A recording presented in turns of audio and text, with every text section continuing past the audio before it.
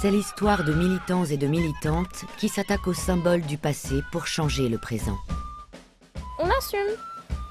On se cache pas de ce qu'on a fait, on est des Martiniquais, on ne veut plus être entouré de ces symboles-là. Le combat d'une génération qui dénonce le racisme et les discriminations comme héritage social de l'esclavage et de la colonisation.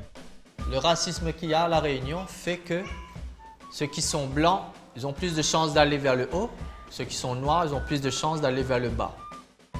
Il déboulonne les statues et les plaques de rue à la gloire de personnages coloniaux pour rappeler à la justice, à l'égalité et à la reconnaissance d'une histoire effacée. Je viens perturber cette douce musique qui nous est imposée par le discours officiel, disant circulez, il n'y a rien à voir, tout va bien, on est dans le pays des droits de l'homme. Face à eux, le vieux monde reste de marbre. La République n'effacera aucune trace ni aucun nom de son histoire. Elle n'oubliera aucune de ses œuvres. Elle ne déboulonnera pas de statues. Le problème, c'est pas de détruire la France ni d'effacer l'histoire, c'est au contraire de parler de l'histoire de France d'une manière qui nous rassemble et donc de ne pas avoir forcément des symboles racistes et des symboles coloniaux dans notre espace public. Et je suis sûre que l'histoire nous donnera raison, ça j'en suis convaincue. Hein. Alors on va se prendre des roches. Oui.